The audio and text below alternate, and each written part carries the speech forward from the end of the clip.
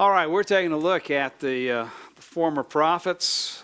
We, on Friday, began to introduce ourselves to them. I went over the themes. I realized very, very quickly the verses, the chapters are there, and obviously we'll come back to these themes of God and the kings and the servants of the Lord that prepares us for the further servants of the Lord and the latter prophets, the prophets.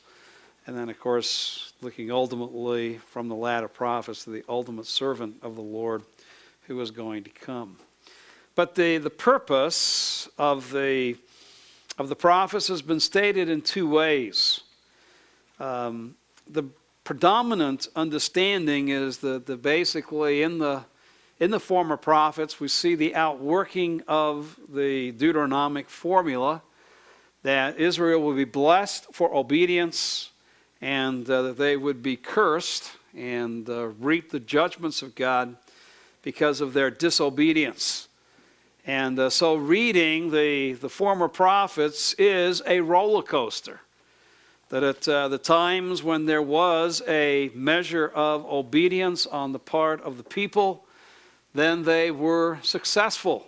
And God rewarded them with military victories and with abundance as far as their crops were concerned, and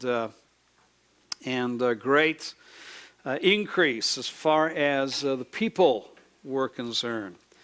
At the time, and of course this is predominant as you go through the former prophets, at the times when there was disobedience on the part of Israel, we see the corresponding curses, the predominant one, defeat in battle, and the fact that Israel ultimately found itself being restricted as far as its land was concerned, that instead of victory there was military defeat, instead of prosperity there was famine, and the ultimate curse of the covenant comes upon first the nation of Israel and then the nation of Judah in the book of Kings, where they are dispossessed of the land and are taken into captivity.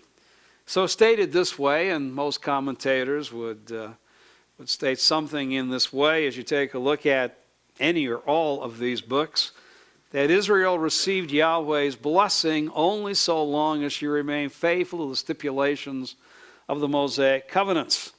That with the covenant that had been given in the Torah and the exhortations that Moses had given in Deuteronomy, to the extent that the people remained faithful to those stipulations, they received Yahweh's blessings. And of course the corollary is that to the level in which they failed to obey, they receive the cursing. Yet, and it is very, very true that as you take a look at the former prophets as a whole, what Moses had predicted in Deuteronomy chapter 31 is exactly what takes place.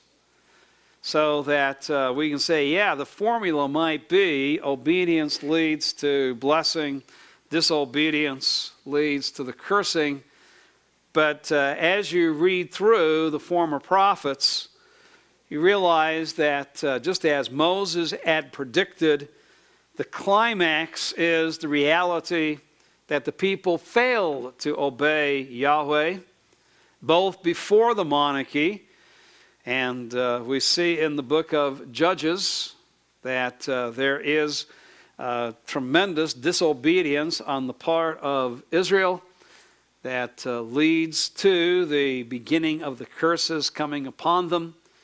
Yet God in His grace, as Judges reminds us, there was no king in Israel, so everyone did what was right in their own eyes. God does establish a human kingship, and even for a time, like under Joshua, under the generation of David, there was a measure of obedience on the part of the people that led to blessing. But ultimately, the generations after David were just like the generations after Joshua, that the story is a story of failure. both before and under the monarchy, as Yahweh faithfully provided leaders for Israel. So that with Joshua and then the raising up of the judges, and then David and the raising up of the Davidic house, did nothing to stem this endemic disease that Israel had called rebellion against Yahweh, turning away from him and turning to the idols, so that ultimately the reaping of the judgments of God came upon them, just as Moses predicted. Just as Moses said, you've been rebellious as I have been with you. You'll be even more rebellious after I've gone. The story of the former prophets is exactly what Moses predicted, is what took place as far as Israel's experience in the land was concerned. And certainly as you come to the former prophets, it really is the history of Israel in the land. That in Joshua we see the focus on the gaining of the land, and of course in the book of Kings we see the systematic losing of that land. So it really is the history of Israel within the land. Now, as we said, as far as the literary structure is concerned, when we get to the former prophets, we find four books that mirror the same kind of structure. That every one of these books begins on the note or implication of death, which is an interesting way to begin each one of these four divisions of the former prophets. But again, that gives us somewhat of the atmosphere as we read these prophets. Someone is dying.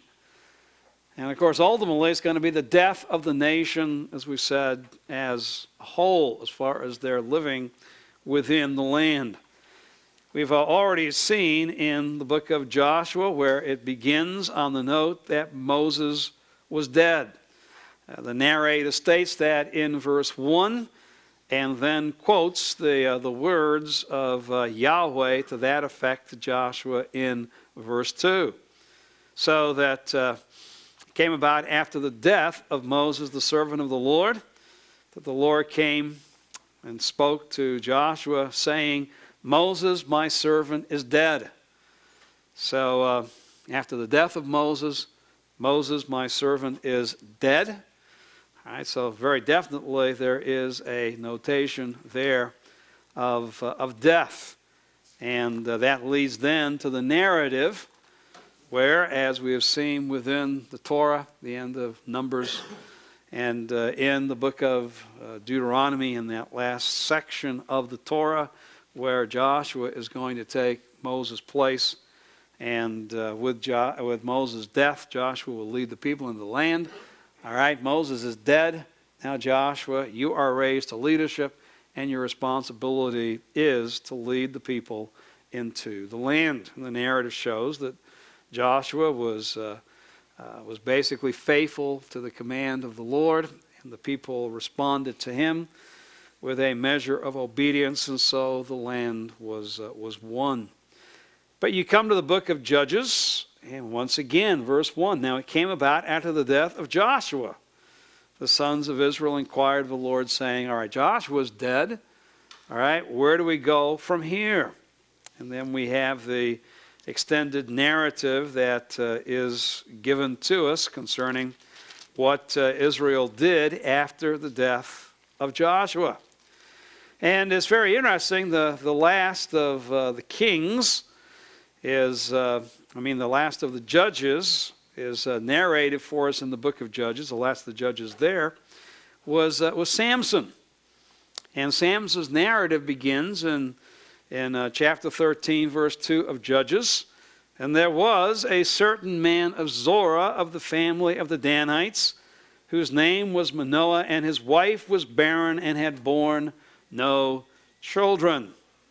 And yet at the end, this one who is going to be born to this barren woman himself dies.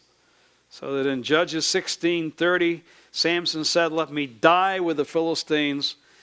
And he bent with all of his might, so the house fell on the lords and the people who were with him.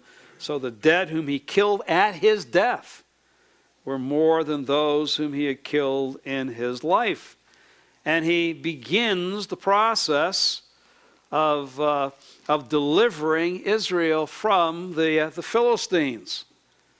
But as the narrative of Samson comes to an end, he dies.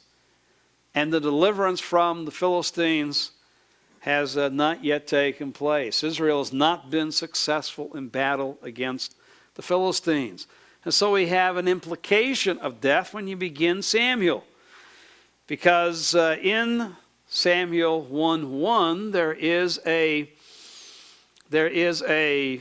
echo of what has been seen in Judges. Now there was a certain man from Ramathaim Zophim, from the hill country of Ephraim. His name was Elkanah, etc., etc. Verse 2, he had 2 wives. The name of the one was Hannah, and the name of the other Peninnah. And Peninnah had children, but Hannah had no children. We're introduced again to a man with the very same verbal structure with which Samson had been introduced to us, who had a barren wife. Now he had another wife who wasn't barren, but he had one that was, and that barren woman is going to bear a son, and that son will bring a completion of what Samson began. For under that second Samson, if I can use that terminology, in 1 Samuel chapter 7, victory finally militarily over the Philistines was to be won by Israel as a nation under the direction and leadership of Samuel.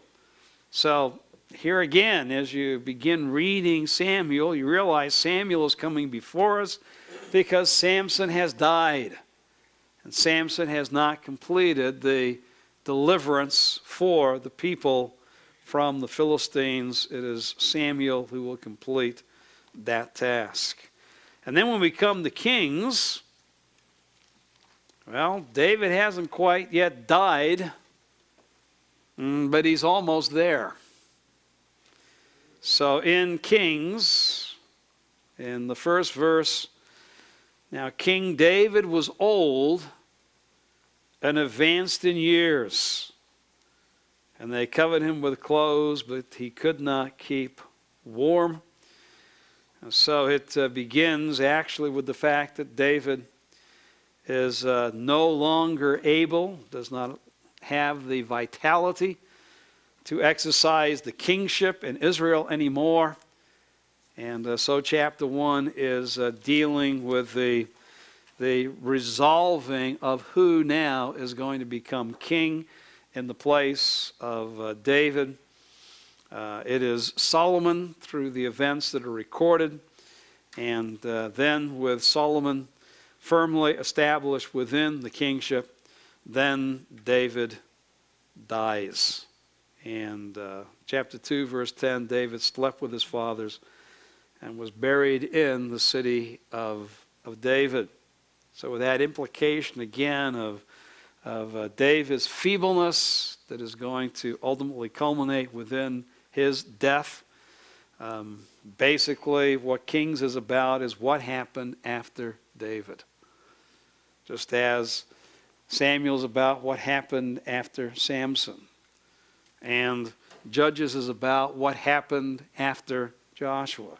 And Joshua is about what happened after Moses. So you can kind of see the link as each one of these books begins. Someone dies or someone is ready to die. And so then the narrative is given of what happened after that person whose death is noted or implied dies, what happens as far as the people are concerned. And that's the extended narrative of what took place. And yet each one of these books ends up with an epilogue that after Joshua, after we have the narrative of what Joshua did, we have an epilogue in chapters 22 to 24 of Joshua's final actions and final words to the people. And then in Judges, we see in chapters 17 to 21, we have two major events that took place during the period of the Judges that are narrated to give us some sense of the character of what was taking place during the totality of the Judges period.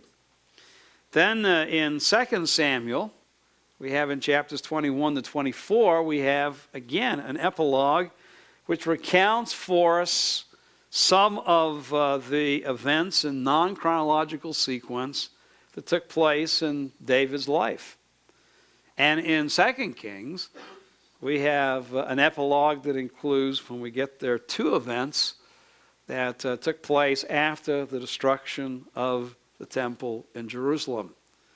The continued rebellion of those who stay within the land, and yet the honoring of the Davidic house in Babylon is the final incident that is recorded for us in 2 Kings. But again, the narrative comes to an end, and we have an epilogue of what happened after the narration of these major events. So that each one of these four books basically has a beginning, an extended narrative, and then has an epilogue which fills in details that are essential for us to know. So the ending of each one of these books becomes very important as well. Now, in the providence of God, as we said, that the former prophets is not a literary whole like the Torah. We don't have within the former prophets one man like Moses at the end of his life being commissioned by God to give us one literary whole.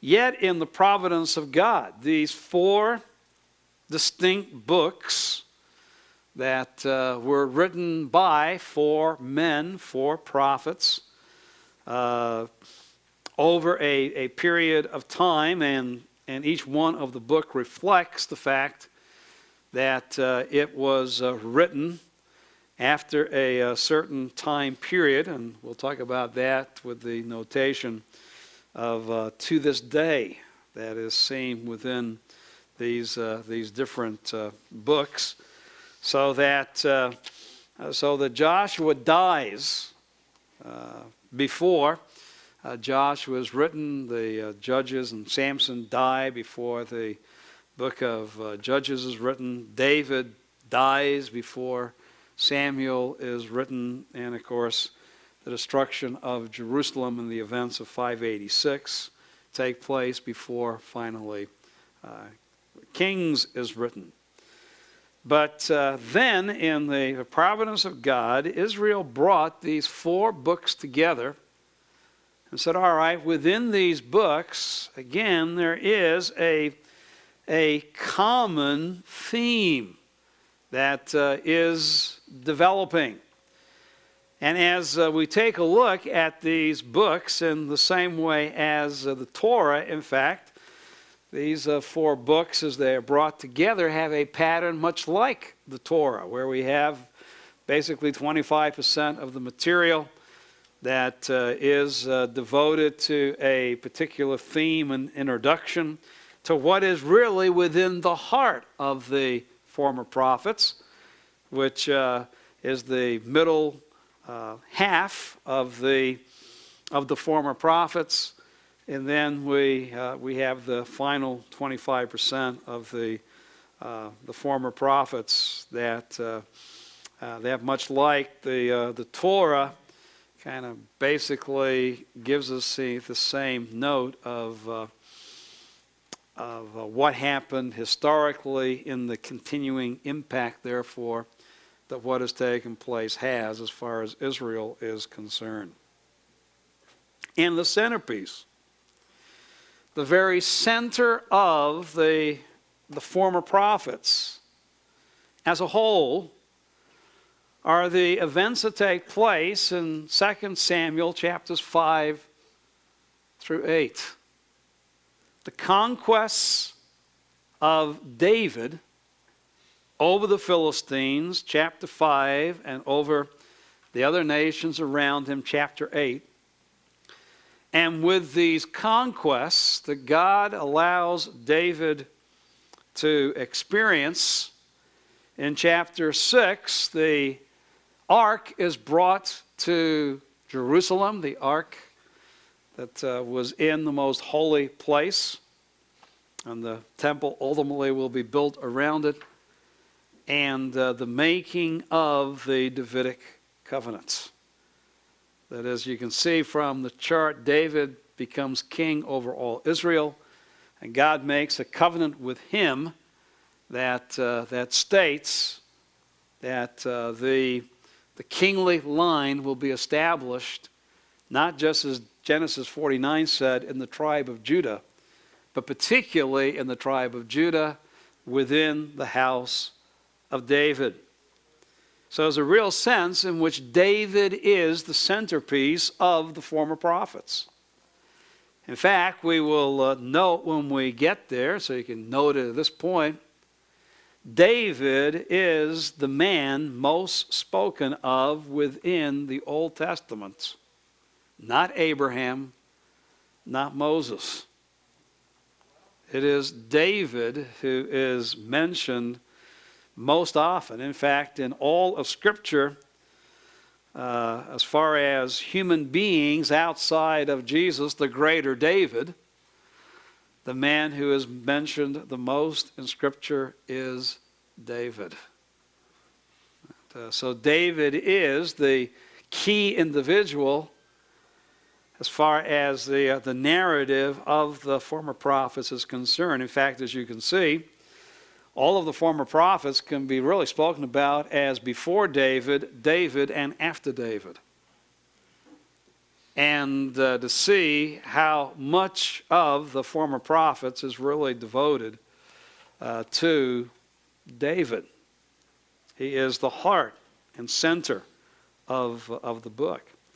Now, it's very interesting, that's also true literarily, that the narrative concerning David in chapter 5 through 8 of 2 Samuel is the centerpiece, it's the center of the former prophets in a literary fashion. But it's very interesting that David's life and David's reign is also the centerpiece historically. That Israel conquers or enters the land and begins the conquest. And right around 1406 BC, and is taken from the land, the final movement of that. And just as the conquest was progressive, the loss of the land is progressive as well, but the final culminating event of the destruction of the nation of Judah is the destruction of Jerusalem that takes place in 586 BC. Therefore, what we have is 820 years that are narrated for us within the former prophets. Now, it is very, very interesting that obviously, just as we saw within the Torah, all 820 years doesn't get an equal amount of material devoted to it within the prophets. In fact, it is the first generation under Joshua, it is the generation under David that receive the greater amount, and of course David gets the greater amount of material devoted to him. And then after the death of David and the failure of his son Solomon Then very, very quickly we move over the last approximately 300 years of Israel's history. Just as the same thing takes place in Judges, we have a very quick overview of the approximately a little over 300 years between Joshua and David. So it's basically Joshua, David, and ultimately the collapse of the nations, first Israel and then Judah, that takes place in the book of Kings. And basically from the first generation to David's generation to the final generation, those generations that bridge it are given narrative that is much more summary in fashion than what went before and what comes after. So that midway through this period, we come to approximately 996, which is right in the midst of David's rule over the people. So that David is the historical middle of this narrative, just as literally, when you put it as a whole, he is there as well. It is interesting that Joshua 1 through Judges 16, the first quarter of the former prophets, and you say, how can you call this the rise of David when David is never mentioned? Not even a hint of the name David in the first quarter of the former prophets. That is true.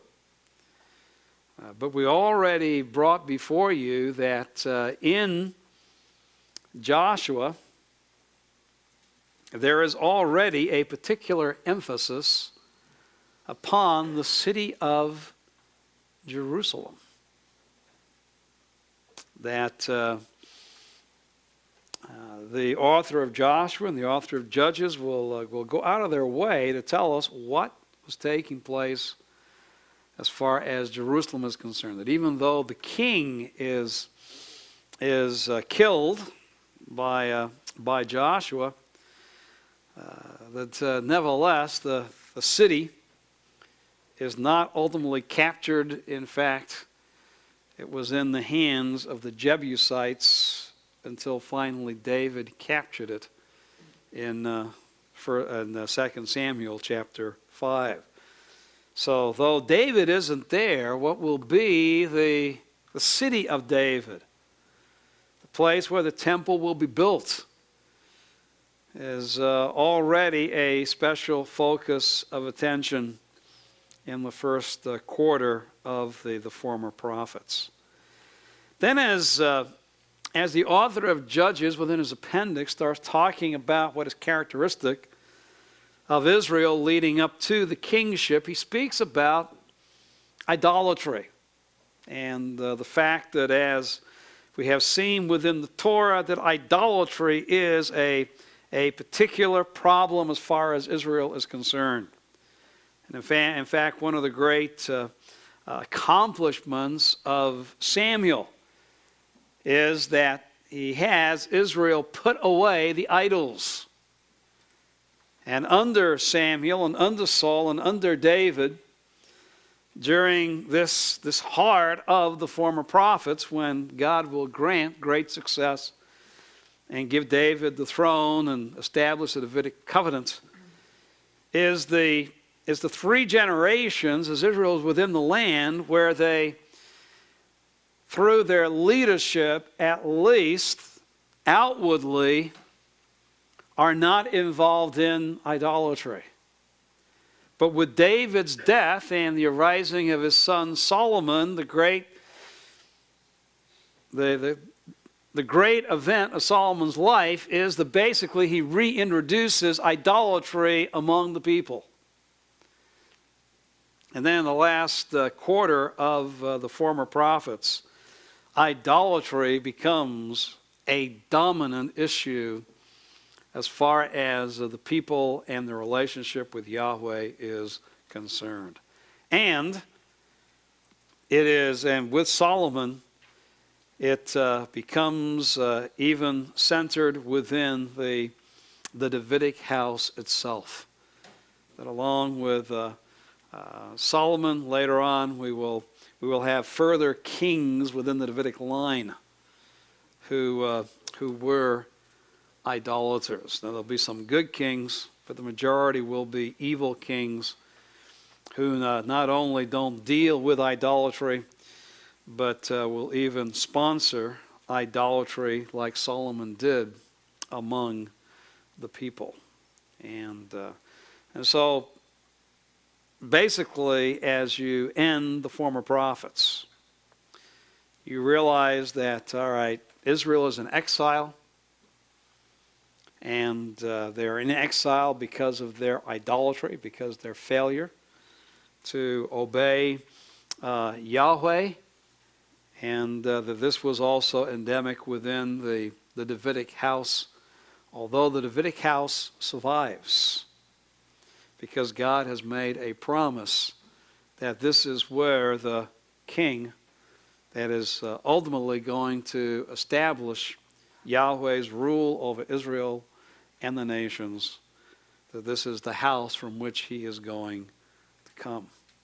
And so what has been stated within the Torah, that Israel's hope is within a coming king, as you end the former prophets, that hope is now centered in the house of David.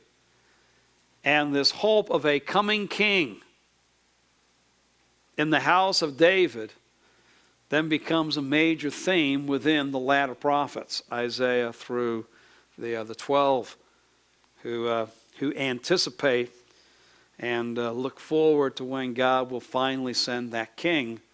And in the sending of that king, where the promises that he has made to Abraham and to the nations will finally be realized.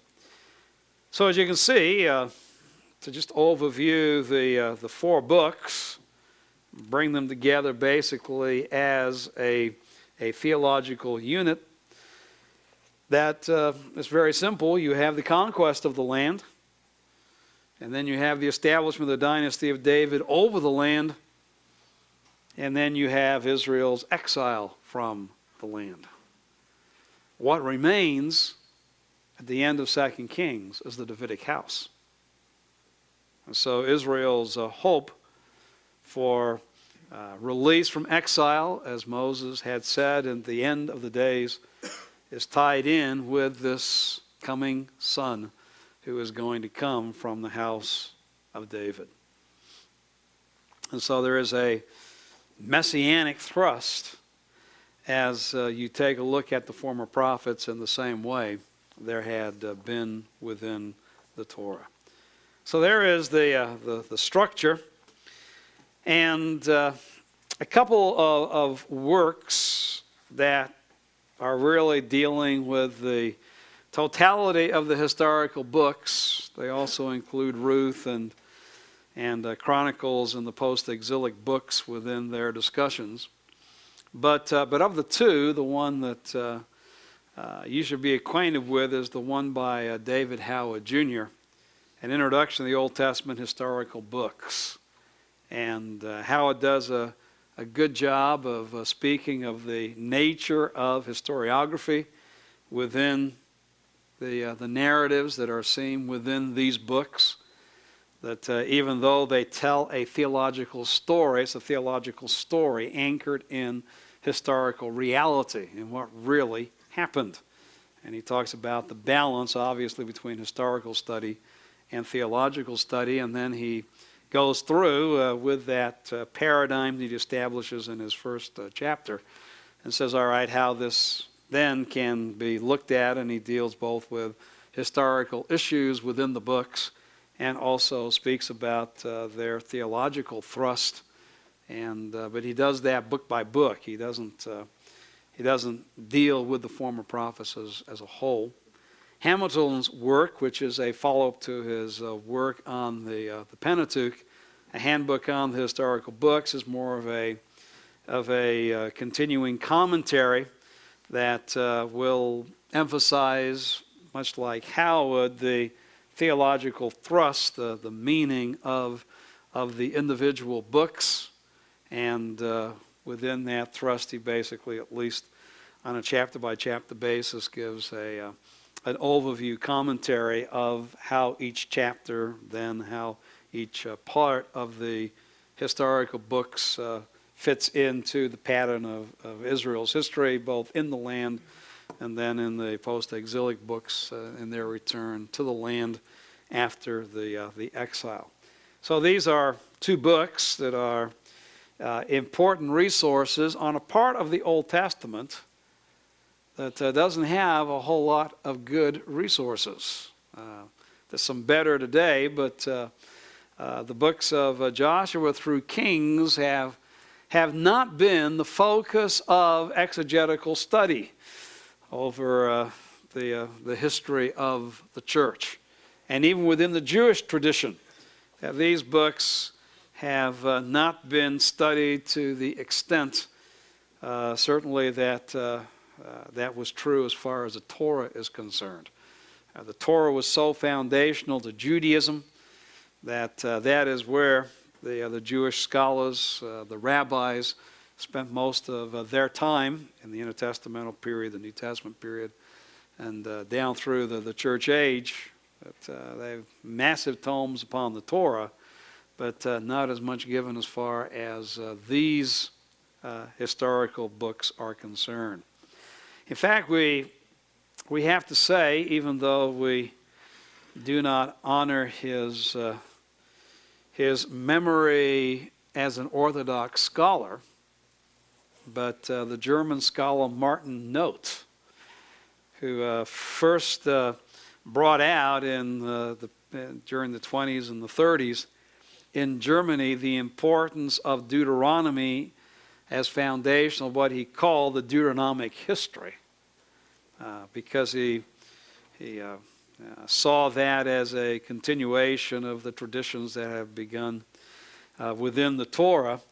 It is due to Noth's influence that in the post-World War II period to today, that scholars, both first liberal and now evangelical, have devoted more time and study to the former prophets. It's Noth's influence that continues to be the major influence in study, both evangelical and non-evangelical, as far as this portion of the Old Testament is concerned. So we can rejoice that God can even raise up a liberal to get the church focused on an important part of the Old Testament. And though we don't buy his theories, we certainly appreciate that through his writings, at least Old Testament scholars have started to study and interact with these books. And at least now I can, as we get to the individual books, recommend some sources that were not even available 10 years ago, 12 years ago when I began teaching the class. So there has been more study of this portion of the Old Testament, and prayerfully that will mean in future days there'll also be more preaching from this section of the Old Testament. Did you say that Howard was the better of those two books? Yes, he is. I would star Howard of the two. I would highly recommend it for your library. And I have to state again, Howard's book, well, it might have been written about the time when I was putting together this course, but I did not read it until after the course was put together, and I was amazed, particularly when I put together the interpretive issues. You'll almost think that I stole them all from Howard. And I have to say again, no, we read the same biblical text. And as we read the text, in fact, he does the same thing, introduction and then, major themes within the given book. Talks about its, structure, a little bit about its background. Then he will he will take, 2, 3, 4, 5 of the major interpretive issues within the book and discuss them more detailedly. And I just took it as confirmation that maybe that was a good way to study the historical book, since he was doing that as well. So from what we're doing within the class, I think you'll find how to be very, very helpful, and follows basically the same procedure that we're following here within this course. So I would recommend the book very, very highly for you, for at least your foundation, really putting a foundation for you for the studying of this portion of the Old Testament. So that's the one I would start, although there are some valuable discussions in Hamilton's work as well. But Hamilton's work is more of a flowing commentary on the books. Howard's is not. Howard's is more, as the title says, it's more of an introduction to the Old Testament historical books. If there's one part of the former prophets that has been preached, it has been Joshua, the first 12 chapters. It's amazing how many commentaries kind of peter out after Joshua chapter 12. We like the conquest, but when it gets to real estate, dividing of the land and everything, that's just not preached quite as much. But Joshua, and fortunately now we've got both the title of the Hebrew and the title of the Septuagint basically being the same, because Heos of Septuagint is a translation of Yahashua, the Lord is salvation, which obviously is speaking about the main character, the human character within the book. Now, we've seen that the date of events goes from the death of Moses, which is approximately 1406 BC, to the death of the elders associated with Joshua. And in fact, to a certain extent, Judges will backtrack somewhat, but as far as the book is concerned, in Judges 24:31, Israel served the Lord all the days of Joshua and all the days of the elders who survived Joshua, and had known all the deeds of the Lord which he had done for Israel. Those elders who had known of God's wonders in the wilderness, and then had participated with Joshua in the conquest. And usually that is thought in terms of, in 1406 BC, these are basically the men who were 40 years of age and above, those who had come out of Egypt, and they were associated with Joshua, and probably lived for and ministered, as you can see, for about the next 30 years, till they were about 70 years of age, right around 40 to 70. They minister with Joshua, and then they die. Psalm 90, that basically now the lifespan is 70, and if by the grace of God it could go to 80, but basically the lifespan being 70, and that's why we come up with a date, approximately 30 years after the conquest begins for the elders associated with Joshua. And then we get into the period of the judges. And it is in Joshua that we first start to see this continuing statement to this day, and allows us to recognize that the book of Joshua is written sometime before the establishment of the the Davidic throne in Jerusalem. For when we see the territory of Judah that is recorded for us, we find in 1563, now as for the Jebusites, inhabitants of Jerusalem, the sons of Judah could not drive them out. They could not dispossess them. So the Jebusites live with the sons of Judah at Jerusalem until this day.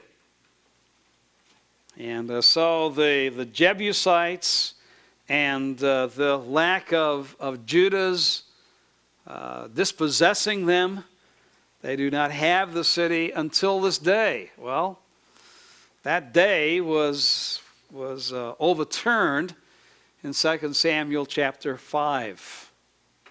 Now, there are some who say that continued all the way to the exile. There were Jebusites, but it does say that Judah could not dispossess them. And certainly that dispossession does take place according to 2 Samuel 5. So it gives us some indication that the book was composed sometime before about 1003 BC. So sometime between the death of Joshua and the elders, 1375 BC, and David's taking Jerusalem, 1003 BC. Sometime during that period is when the book of Joshua is composed. Now we get into the major themes of the book. There is no debate among scholars that the major theme of the book of Joshua, and certainly God is still the hero, God is giving the land to Israel, but certainly as you go through the book, the land is a major focus of attention and is the major theme within the book. And as I talk about Howard there, that's his commentary on the book. And so these major evangelical commentaries will all make the case of the land and Yahweh's giving of the land to Israel being the focus of the book. 106 times the term land is used. And as you go through the book, and this will become a major interpretive issue, but at this point we'll just observe what the book of Joshua says about the land. It speaks very definitely about the fact that the land was conquered. Chapter 10, verse 40. Joshua struck all the land. Now, all the land then is specified, the hill country and the Negev and the lowland. That is basically everything from the valley of Esdraelon, the valley of Jezreel, south, because that is what has been recorded as far as the battles so far. And the slopes and all their kings. He left no survivor, but he utterly destroyed.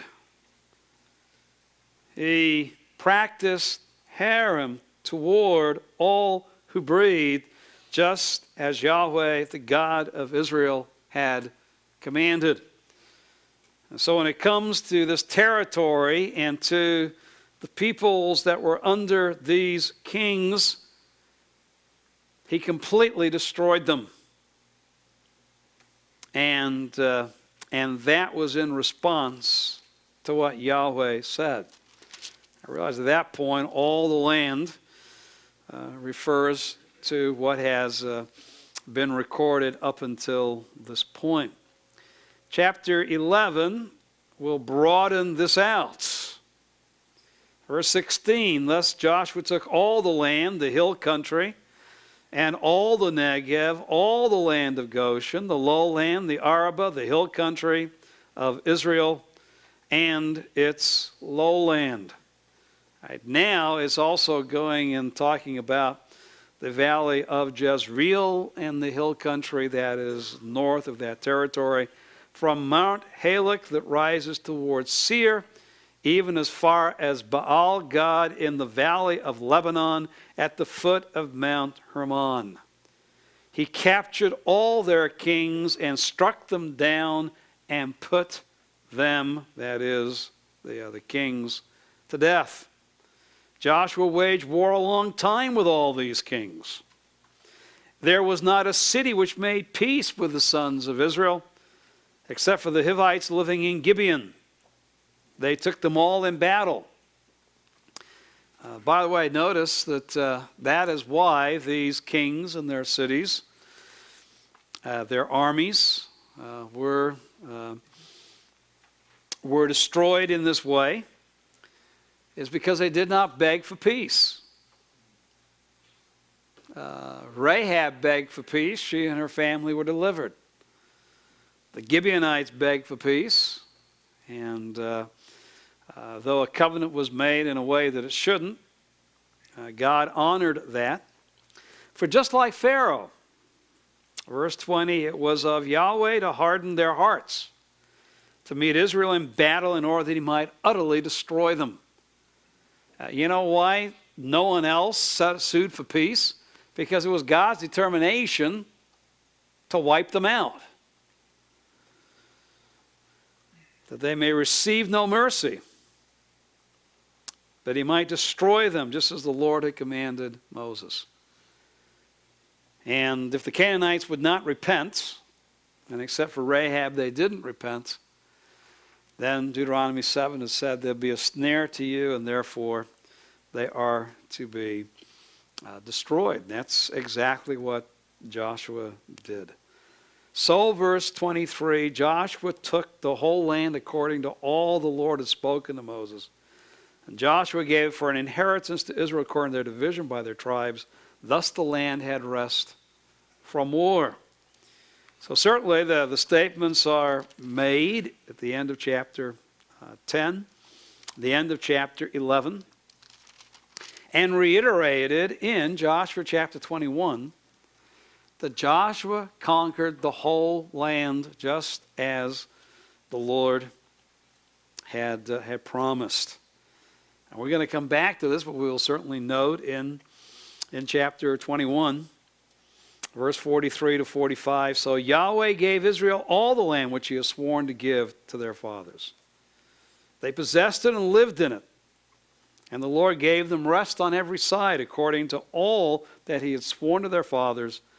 And no one of their enemies stood before them. The Lord gave all their enemies into their hand. Not one of the good promises which Yahweh had made to the house of Israel failed. All came to pass.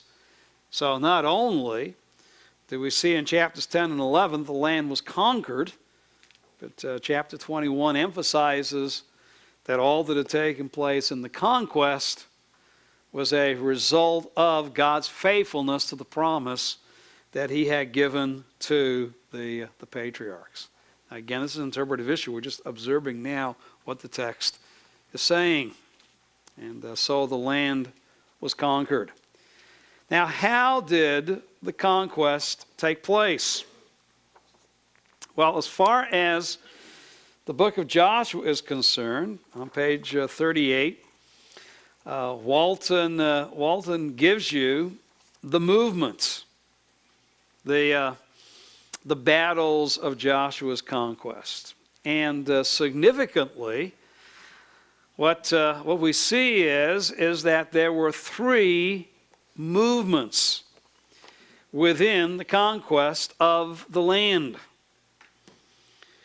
There is what is called the central campaign, the central corridor, where basically Israel moves into the center of the land, first at Jericho, and then from Jericho up into the central highlands at Ai and Bethel, and basically drives a central wedge as far as the Canaanites are concerned. And then because of what happened with the Gibeonites, there is a southern coalition that arises in chapter 10 that Israel encountered and defeated. And then realizing that Israel controlled now the central corridor and had defeated the southern alliance, there is an alliance of kings in the north which comes together, and Joshua then goes and defeats them, and so all the land is taken. So 6 to 8, the central campaign; chapter 10, the southern campaign; chapter 11, the northern campaign. The way this looks as far as a map is concerned, and the transparencies I have from Beitzel don't have this, so we can just take a look at what's in the MacArthur Study Bible. All right, that the dotted line gives us here the central campaign. There is Shittim to the east of the Jordan. They come across the Jordan and encamp at Gilgal, about 2 miles to the north east of Jericho. Then, according to chapter 6, of course, they have their 7-day march around Jericho. And then on the 7th day, Jericho collapses, and the whole city is put under the harem except for the family of Rahab. Then, with Gilgal, at this point, being their military headquarters, in fact, it remains their military headquarters while they're in the land. That is from there that Joshua sends his troops. Now, since they have a question mark next to Debir, to the south, you should also have a question mark next to Ai. Everyone agrees that it is in the central highlands, some way associated with the town of Bethel. But exactly where the archaeological site of Ai is today is an issue of debate among contemporary archaeologists. But it's somewhere within this general vicinity, just as Debir is somewhere to the south of Hebron. But you might just want to put a question mark there too, because the exact location is debated. This is the place where a contingent of 3,000 is sent. 36 die. There's sin concerning Jericho, and it's only with the judgment on Achan that then the troops are sent, and Ai is destroyed, and Israel basically now controls the way into the central highlands, and basically controls Ai and Bethel, which control the northwest movements along the central highlands. That is seen by the fact that with the conquest of Ai, that Israel is able at the end of chapter 8 to go about 20 miles north Shechem, and is able there to fulfill what Moses had commanded Israel to do when they came into the land in Deuteronomy chapter 27, whitewashing the walls, writing the words of the covenant upon those stones, not wall stones, and then having the tribes at Abel and Gerizim quote the curses and the amens, and so that ceremony is held at Shechem. It's at that point when they come back to Gilgal, where they have the ruse of the Gibeonites, enter into covenant with them, and God even uses that to say, all right, now there has been a disunity within the kings to the south, and so There is a coalition that comes against Gibeon. Gibeon calls upon Joshua. Joshua marches from Gilgal, and we have the famous long day, which is an interpretive issue. But basically, the Canaanites are defeated by God, and then Israel just has to chase them. And that is a long day as they are chased down the valley of Ajalon, toward Ajalon, down the route to the Shephelah, and down and around until finally all of the kings and their armies are defeated. That's basically what takes place in chapter 10.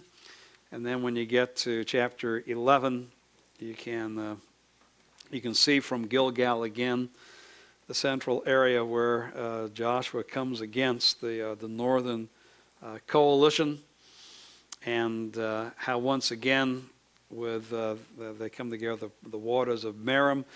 Joshua attacks, wins a great victory, and then basically has to chase the Canaanites in the different directions they were fleeing, and does so, and puts a great number to death.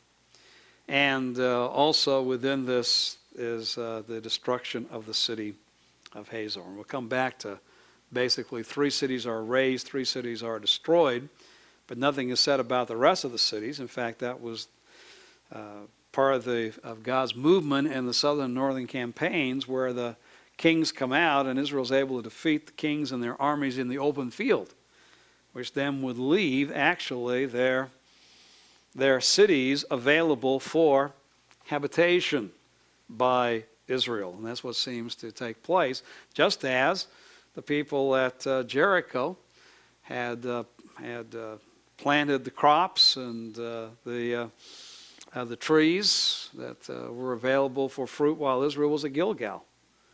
And thanks to Israel coming across the Jordan, all the people of Jericho go within the walls, and guess what? Leave all the fields and all the food for who?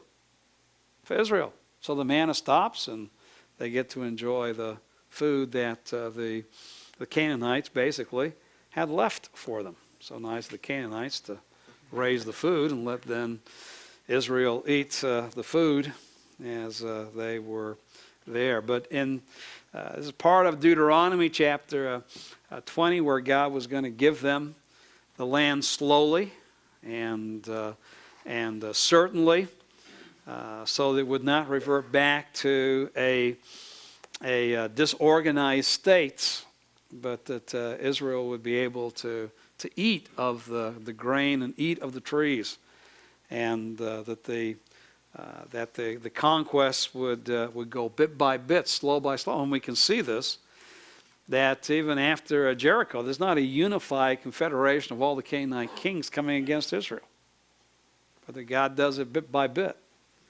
and so that Israel is able to conquer the land in that way. But the book of Joshua goes on to state that with the conquest of the land, that all right, where did you go? Here you went. With the conquest of the land, there is still much land remaining to be conquered. And the text after the conquest makes that very, very clear. So that as Israel gets together for the allotments in chapter 13, Joshua is now old and advanced in years. So the Lord says, you're old and advanced in years. The narrator both makes a statement and then quotes the Lord. And then verse 2, this is the land that remains. All the regions of the Philistines and all the Girgashites, etc., etc., etc.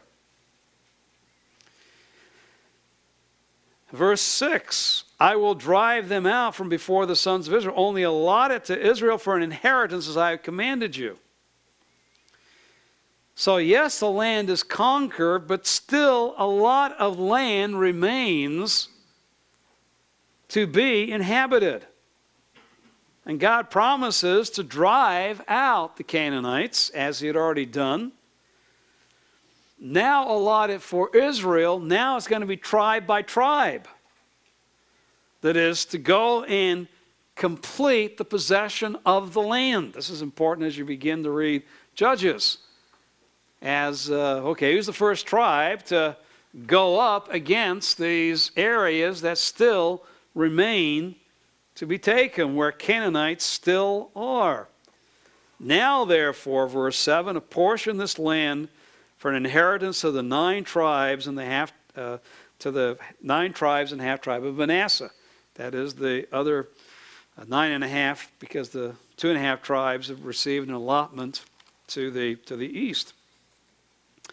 And as you go through, you see again and again that land remains to be conquered.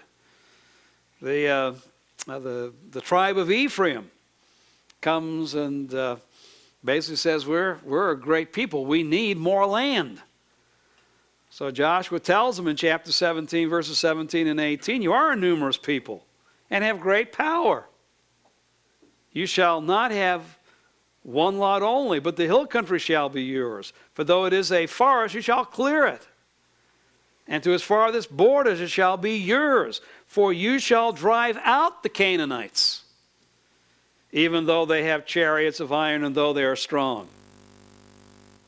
All right? Yeah, they still have military potential. They have chariots and you don't. They're still strong in the land that remains. But you now go and clear them out. So we can see here there was still land remaining to be conquered. 18:3. Joshua chides the sons of Israel at Shiloh. How long will you put off entrance to take possession of the land which Yahweh, the God of your fathers, has given you? He's given you the land. Now go and take possession of the land that he has given to you. And even in his farewell words, he reminds them that there are still lands. 23:4, I've apportioned to you the nations which remain as an inheritance for your tribes. They remain for your tribes to inherit. Again in verse 5, and the Lord your God, he will thrust them out from before you, and you shall possess their land.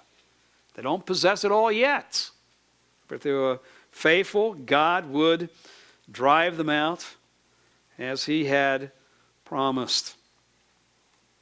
And finally in verse 13, the Lord your God will not continue to drive these nations out from before you, but they shall be a snare and trap. If you're disobedient, don't trust him.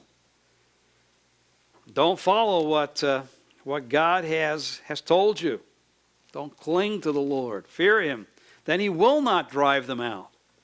But they shall be a snare and trap to you and whip on your sides, thorns in your eyes until you perish from off this good land which the Lord your God has given you. All right, so the land is conquered, but Canaanites remain. And Joshua says that, okay, you trust the Lord as tribes, God will continue to drive out the Canaanites. But if you're disobedient, he won't. Now, in hearing what we have read in chapter 13, and you can read the rest of it, but Beitzel, and this is a little harder to read, so just kind of take a look at the orange. What Beitzel brings up is the fact that, all right, as you take a look at Joshua and the conquests in where Israel already was, okay, they had the land to the east side of the Jordan, all right, and this is the Sea of Galilee. Here's the Dead Sea. Here is the Jordan Rift, the Jordan River. Basically, as they come into the land, all right, they take possession of the highlands, but they do not take possession of the valleys, the lowlands, and the territory of the foothills, the Shephelah, the area between the lowlands and the highlands. Now what takes place is that Joshua does, according to chapter 13 and on, he does allot the rest of the land, and even further to the north of this map. He allots the land to the tribes. But the sad reality is, as Joshua and then continued on in Judges, is that the tribes do not further dispossess the Canaanites. That basically during the totality of the period of the Judges and the arising of the monarchy, this is where Israel is found. And yet the allotments go far beyond where the Israelites at that point were living. So, getting back to what we see within the notes, as far as the land is conquered, but there is land remaining to be conquered.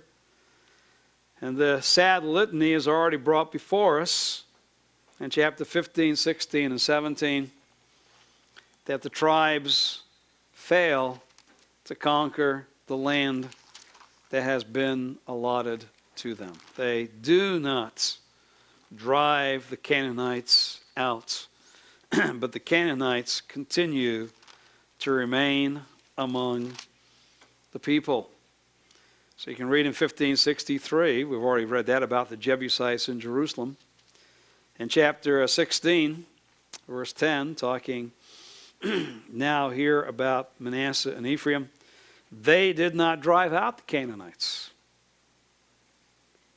who lived in Giza. So the Canaanites live in the midst of Ephraim to this day and become forced laborers. I wonder where they got that idea from, to make them laborers. And again, when you come to the end of chapter, well, not quite the end of chapter 17, but verses 12 and 13. But the sons of Manasseh could not take possession of those cities because the Canaanites persisted in living in that land. And it came about that when the sons of Israel became strong, they put the Canaanites to forced labor, but did not drive them out completely. So the litany begins of the failure of the tribes. And that is already seen in Joshua, and of course will become a crescendo when we get into the first chapter of the book of Judges. Now certainly as you go through, and we can come back to these verses, that they did not take possession. They did not drive them out. To drive them out meant to dispossess them. And in fact, this is the way in which the book of Joshua speaks about Israel's taking of the land. They took possession by dispossessing the Canaanites. In other words, Israel gains, the Canaanites lose. This is the terminology that is used throughout the book. Now, at the beginning, Israel takes possession of the land, and there is a measure of dispossession of the Canaanites that was to continue as the tribes continued to possess the land which the Lord had given to them, but they failed to do so. They did not dispossess the Canaanites. So, did they possess the land? Yes. Did they dispossess the Canaanites? Yes. Did they dispossess the Canaanites totally? No. Did they possess, therefore, the land totally? No. I mean, Joshua tells you both.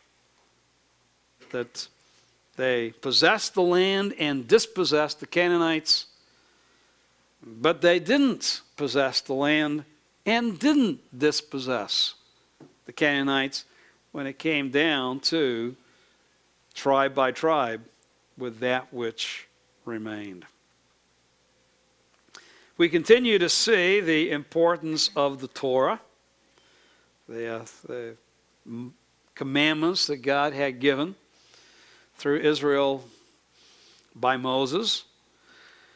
We see in chapters 7 and 8, reflecting back to Deuteronomy chapter 17, that Joshua, having a king-like ministry, a king-like position, was to obey the commandment given to the king to make a copy of Torah and meditate upon it day and night. And of course for him that was very, very literal, not only for his own personal life before Yahweh, but because obviously the Torah also told Joshua exactly how to conduct the campaign that he was to direct when he took Israel into the land. In chapter 8, we see how they reaffirm their commitment to obey what Moses had said. And then how in chapter 22, 23, and 24, Israel's obedience or lack of obedience to the Torah is vital for their continuation within the land. So, at a number of significant points within the book, the continuing importance of the law is established within the book. And Israel's obedience and disobedience. Now there's a measure of obedience. They do follow Joshua, and Joshua leads them in victory. But there's also disobedience even in the midst of the conquest. Achan sinned in chapter 7, and Joshua and the leaders sin in chapter 9, where they do not inquire of the Lord before entering into the covenant with the Gibeonites. There is also obedience as the land is allotted to the tribes, particularly Caleb in chapters 13 and 14. In fact, Caleb is a great example of what all of the tribes should have done. Joshua, give me my land. I'm going to go and clear it out. And you know, Caleb, just as in Numbers chapter 13 and 14, shows by his faithfulness what all of Israel should have trusted the Lord and gone and done. So he is obedient.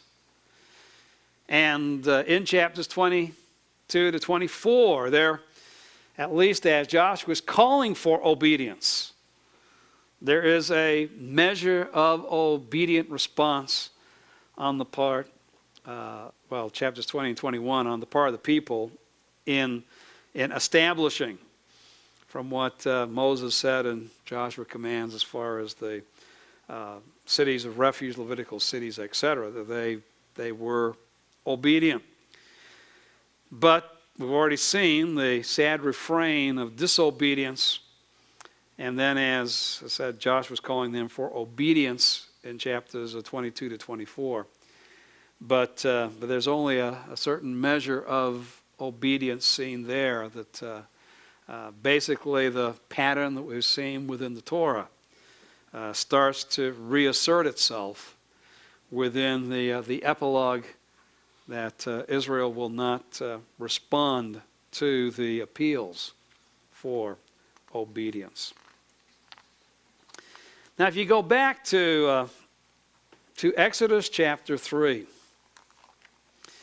in Exodus chapter 3, the Lord, when he came and called Moses, said this to Moses. In verse 8, I've come down to deliver them from the power of the Egyptians and to bring them up from that land to a good and spacious land. Right? The task, because of what I have determined to do, is both bring Israel out of Egypt and bring them into a good and spacious land, the place of the Canaanite all the way through the Jebusite. So that God's purpose in bringing Israel out of Egypt was to bring them into the land that he had promised. And Moses, of course, was raised up by God to do the first of those tasks. And of course, it would be God's desire, and this is what is seen with Moses dying at 120, but still having his energy, that God would have used him also to bring the people in, except for his sin of rebellion. But what is seen within the book of Joshua is that Joshua, and I've given this chart to you, is in many ways a second Moses. Joshua was like Moses. He had the presence of Yahweh, I will be with you, and was obeyed like Moses. Just as we've obeyed Moses, we will obey you. And as the text itself, and I state that the text itself explicitly says, 1:5, just as I have been with Moses, I will be with you. Chapter 1, verse 17, just as we obeyed Moses in all things, so we'll obey you. And then in chapter 3, verse 7, this day, says Yahweh to Joshua, I will begin to exalt you in the sight of all Israel, that they may know that just as I have been with Moses, I will be with you. And again in chapter 4, verse 14, on that day, when Israel comes through the Jordan, Yahweh exalted Joshua in the sight of Israel, so they revered him, just as they had revered or feared Moses all the days of his life. So 4 times, specifically the text says, all right, just as with Moses, so with you. My presence is with you, and you're exalted in Israel, just as Moses. We will obey you. And they feared him just as they did Moses. Now, these explicit statements of the correspondence of Joshua to Moses, just like Moses, so you too, Joshua. Then we can go through the text and see in some places the exact corresponding verbal similarities. That as God had worked in and through Moses, he does now the same through Joshua. Both have an encounter with Yahweh where they're told to take off their sandals. They're standing on holy ground. It's interesting that takes place in Exodus chapter 3, where Moses is being commissioned by Yahweh to go and lead the people out of Egypt. At the end of chapter 5, as now the conquest of the Canaanites is about to begin, once again Yahweh appears and encounters Joshua and tells him, as he did Moses, remove your sandals from your feet, 5:15, for the place where you're standing is holy. And Joshua did so. By the way, after Yahweh confronted Moses at the burning bush at Sinai, he then went on to tell him what his plan and his purpose was for Moses and how he was sent back to Egypt to do what Yahweh had commanded him. In Joshua, between Joshua 5 and 6, there is no, after take off your shoes, your sandals, the place where he's standing is holy. Joshua did so. From what we read in Exodus chapter 3, the assumption would be at that point, Yahweh communicates to Joshua, and this is my plan and my purpose for you. Because then you read in chapter 6 of this very unique military strategy to take Jericho. Where did Joshua get the strategy? Well, probably the further correspondence of Yahweh, but the author here says, all right, you know what Yahweh does after the sandals are taken off. He communicates his plan and his purpose. And that then we assume is where Joshua got the instructions that he puts into effect in chapter 6. Both are involved in miraculous water crossings where literally the water is in a heap, is walled up in a heap, and Israel passes on dry ground. Same terminology is used in Exodus 14 and Joshua chapter 3. In fact, it is very, very clear that God does at the Jordan exactly, through Joshua, exactly what he had done for Israel at the Red Sea through Moses. And we might say miracle number 2 as far as the water is concerned. Both will make intercession for sinning people. Both write the law on stones. In both cases, Yahweh will hearken, listen to their voice. And we've already seen for Joshua in chapter 11 with the Canaanites, just as with Moses and Pharaoh, the enemy's heart was hardened. That God brings victory through hardening the enemy's heart in both cases. So that not only explicitly, but through these implicit verbal statements, as we're going through Joshua, we realize that, all right, Joshua is like Moses. Now, he is not the prophet like Moses. There is no prophetic ministry on the part of Joshua, except he is able, on the basis of what Moses has said, to look ahead in chapters 23 and 24 and tell Israel, if you don't obey, if you don't respond, this is what will take place. He is a second Moses. He is not the second Moses. But he does and is raised up by the Lord to fulfill the task of bringing the people in, the task that began with Israel coming out of Egypt under Moses. He completes the task that was referred to back in Exodus chapter 3.